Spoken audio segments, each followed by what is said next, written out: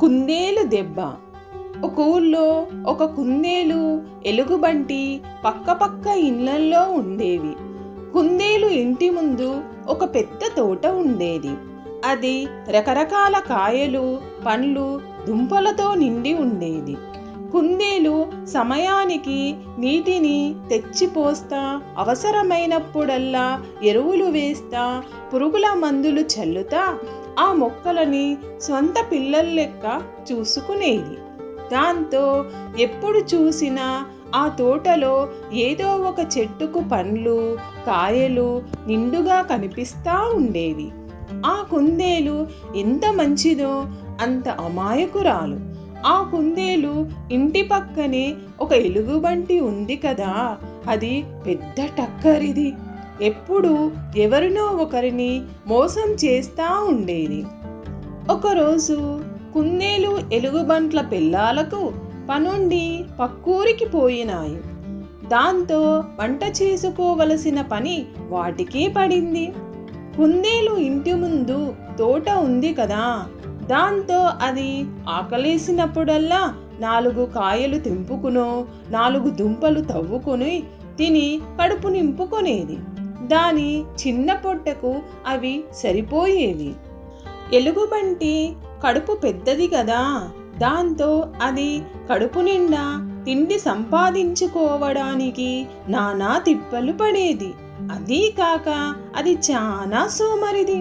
ఎప్పుడు పెళ్ళాం తెచ్చి పెడతా ఉంటే హాయిగా కాలు మీద కాలేసుకొని తినడానికి అలవాటు పడ్డది.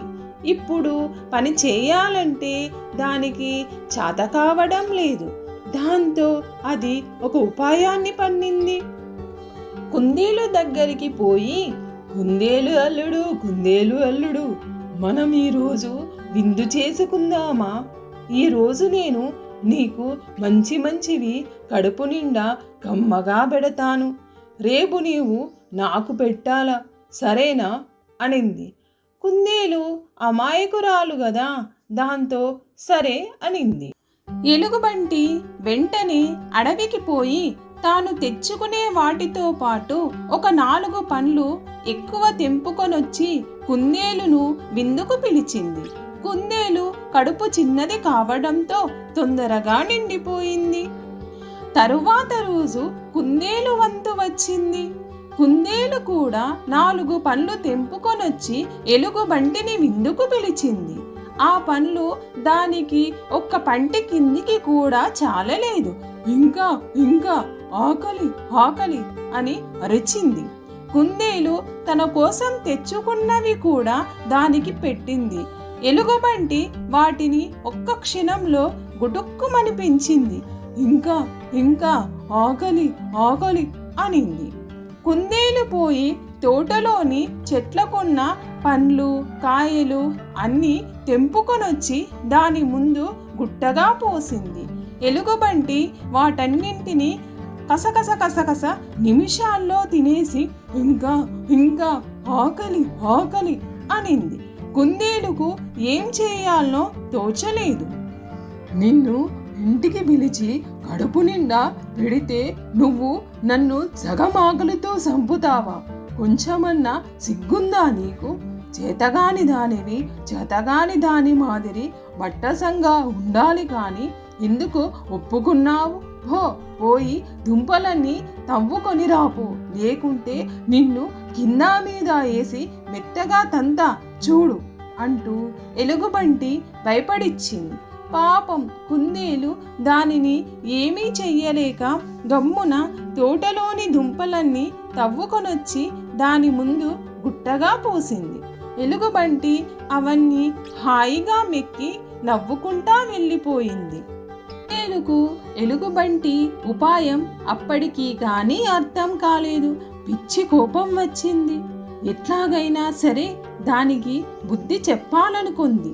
దాని ఇంటి ముందు ఒక పెద్ద గొట్టం ఉంది. దాని మీద కూర్చొని ఆలోచిస్తూ ఉంటే దానికి ఒక ఉపాయం తోచింది. ఎలుగుబంటి దగ్గరికి పోయి, ఎలుగుబంటి మామ, ఎలుగుబంటి మామ, పొద్దుపోవడం లేదు, ఒక ఆట ఆడుకుందామా అనింది. ఎలుగుబంటి తిని తిని లావైన తన పొట్టను హాయిగా నివురుకుంటూ, చెప్పల్లుడు ఏ మాట అనింది. మనం ముట్టేసుకునే ఆట ఆడదాం. మామ, నేను నిన్ను ముట్టుకుంటే నువ్వు నాకొక పండు ఇవ్వాలి, నువ్వు నన్ను ముట్టుకుంటే నేను 100 పండ్లిస్తా అనింది. 100 పండ్లు అనేసరికి ఎలుగుబంటికి బాగా ఆశ పుట్టింది. వెంటనే సరే అనింది. ముందు కుందేలు ఎలుగుబంటి వెంట పడింది. ఎలుగుబంటి అటూ ఇటూ ఉరికింది, కానీ ఆయాసం వచ్చి కుందేలుకు దొరికిపోయింది. దాంతో ఒక మామిడి పండు తెచ్చి కుందేలుకు ఇచ్చింది. ఈసారి ఎలుగుబంటి వంతు వచ్చింది. కుందేలు అటూ ఇటూ ఉరకసాగింది. దొరికినట్లే దొరుకుతా అంతలోనే ఉరకతా ఊరించసాగింది. 100 పండ్ల మీద ఆశతో ఎలుగుబంటి వెంట పడుతానే ఉంది. కుందేలు ఉరుకుతా ఉరుకుతా వేగంగా వచ్చి సర్రున ఇంటి ముందున్న పెద్ద గొట్టంలోనికి దూరింది. దాని వెనకాల్ని అంతే వేగంతో దూసుకు వస్తా ఉన్న ఎలుగుబంటి కూడా సర్రున ఆ గొట్టంలోనికి దూరింది. అంతే, ఆ గొట్టం కుందేలు కంటే లావుగాను ఎలుగుబంటి కన్నా సన్నగానూ ఉంది. దాంతో అది సగం దూరం పోయేసరికి ఇరుక్కొని పోయింది. అట్లా ముందుకు పోలేక ఇట్లా వెనక్కు రాలేక నడుం వరకు గొట్టంలో ఇరుక్కొని పోయి లబోదిబోమని అరవసాగింది. అల్లుడు, అల్లుడు, కొంచెం లాగల్లుడు, ఊపిరాడక సస్తా ఉన్నా అంటూ బతిమిలాడింది. కుందేలు నవ్వుకుంటా దాని చిన్ని తోక 2 చేతులతో గట్టిగా పట్టుకొని బలమంతా ఉపయోగించి లాగింది. ఎలుగుబంటంటే బయటకు రాలేదు గాని దాని తోక మాత్రం కొద్దిగా ఉన్నది కాస్త ఊడి చేతికొచ్చింది. ఎలుగుబంటి ఆ మంటకు తట్టుకోలేక లబలబలాడిపోయింది. అప్పుడా కుందేలు, మామ, నిన్ను లాగడం ఇక నా వల్ల కాదు గాని తిన్నదంతా అరిగిపోయి పొట్ట తగ్గే వరకు నువ్వు బయటకు రాలేవు.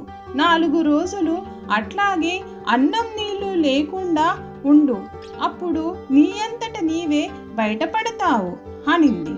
ఎలుగుబంటి ఏమీ చేయలేక రోజు లెక్క పెట్టుకుంటా అట్లాగే ఉండిపోయింది.